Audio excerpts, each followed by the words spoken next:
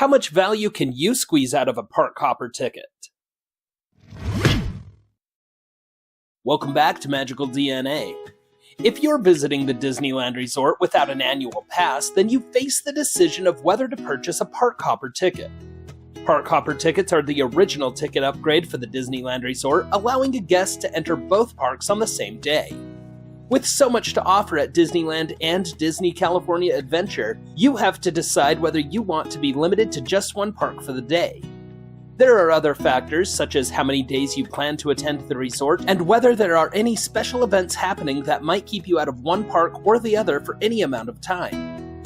We'll go over the things you need to consider when buying a park hopper ticket and whether it's right for you. Park hopper tickets come at a premium for a day ticket.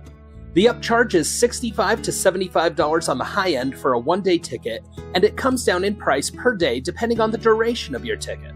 For example, a 5-day ticket only sees an upcharge of about $23 per day to hop between the parks.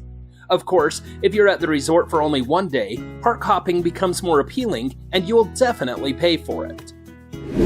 If you visit the resort for one day, the benefit of attending both parks is naturally very high. You'll have the chance to experience highlights from across the resort in one action-packed day. This can enable you to see shows, experience the best attractions, and dine nearly anywhere you like. If you want dinner at the Blue Bayou and you want to ride Guardians of the Galaxy, then a park hopper ticket will allow you to do just that all in the same day. But if you're staying at the resort for 3 days or longer, then you may do fine in separating your experiences to be limited to just one park per day. The rules for park hopping are pretty simple. You set a reservation for one park and you enter that park first. After entering that park and after 11 a.m., you can hop to the other park. So if you have a reservation for Disney California Adventure and you enter the park at 10 a.m., you'll need to wait at least an hour before hopping over to Disneyland. If you have a reservation for Disney California Adventure and you arrive at the resort after 11 a.m., you still need to enter DCA before hopping over to Disneyland. This system also introduces a small loophole to the reservation system. Let's say there's a day when Disneyland is out of reservations and you had your heart set on riding the Matterhorn and eating at Carnation Cafe. But if that same day has reservations open for Disney California Adventure, you can book a park hopper ticket and a reservation for DCA and just start your day there. After you enter the park and after 11 a.m., you'll be able to make your way to Disneyland as you intended and you can stay there for the rest of the day.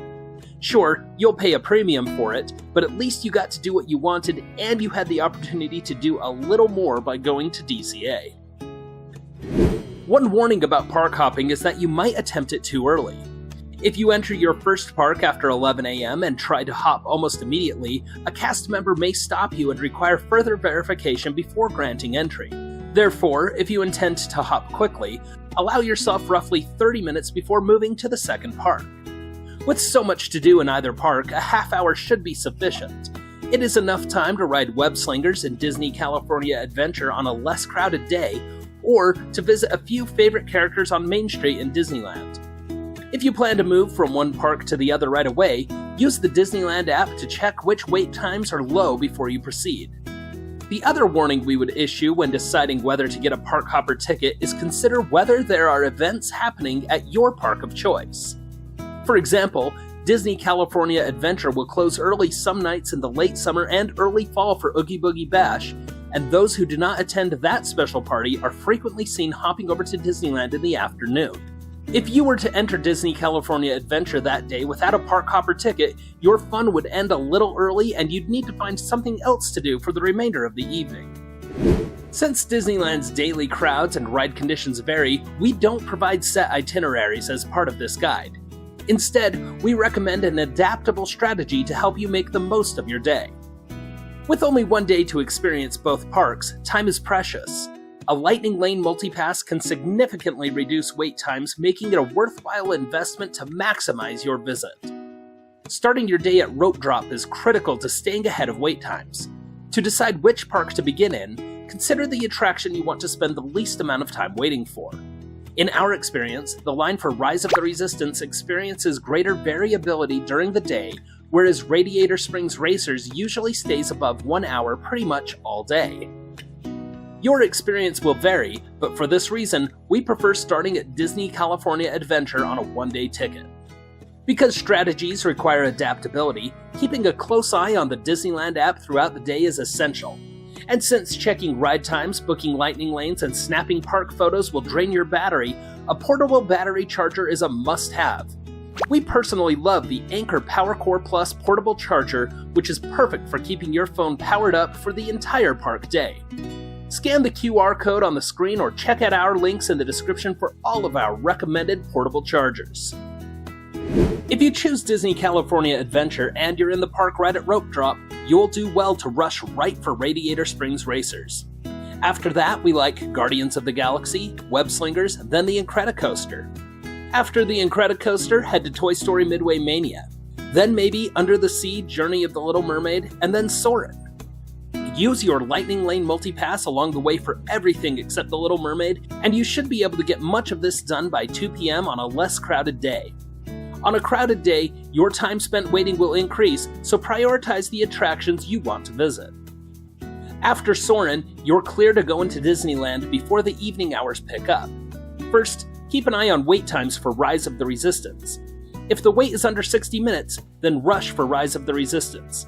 If it's above 70 minutes and you don't mind gambling on missing the experience, then keep an eye on the wait time. Alternatively, you can wait until the very last hour of operation for this attraction and ride then when wait times are the lowest. Wait times for everything dip a little bit during the parade, so if you don't mind missing that, then use that time to go on popular rides like Rise of the Resistance, Space Mountain, Indiana Jones Adventure, and Big Thunder Mountain Railroad. You can also visit these during the fireworks if you don't mind missing those. As for specific rides in a specific order to visit, you'll do best by paying attention to the Disneyland app, using Genie, and prioritizing those attractions you care about most. We like park-exclusive experiences you won't find elsewhere, like Alice in Wonderland, the Matterhorn, and Indiana Jones Adventure, just because these aren't available anywhere else. Especially for Indiana Jones Adventure, where wait times can really soar, we strongly recommend the use of Lightning Lane Multipass. But if those aren't your cup of tea, then build your day around what you want to do most. You really can't go wrong.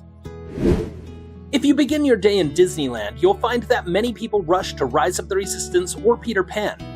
Doing this can eat up a lot of time in your morning, and if you plan on staying late into the evening, then saving Rise of the Resistance for last can pay off, but you're also gambling that it won't unexpectedly close. If this is a must-do, then we still recommend using our Rise of the Resistance rope drop guide linked in the description. But if you're comfortable hoping to catch it with a low wait late in the day, then rushing over to Adventureland to ride Indiana Jones Adventure, The Jungle Cruise, Pirates of the Caribbean, and then Big Thunder Mountain Railroad may be a great option for you. After those 4 big-time rides, you're pretty free to use the Disneyland app to help you determine what to do next.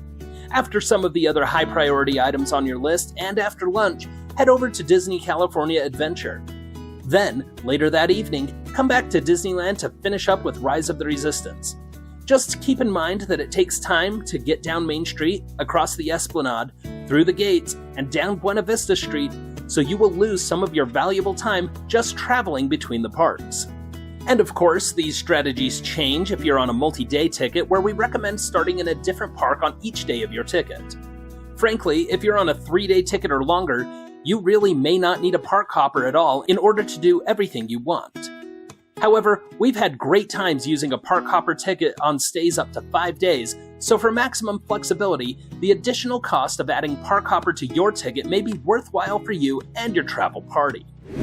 A park hopper ticket is of best use on short stays at the Disneyland Resort, and it will be a rush to get everything in, especially if you're staying for less than 3 days. If you're staying for more than 3 days, then seriously evaluate what you intend to do. Upgrading to a park hopper ticket comes with so many considerations that you'll want to determine your goals before making the purchase. If you found this guide helpful, please click the thumbs up and share this video with a friend. Subscribe for more. Thank you for watching Magical DNA.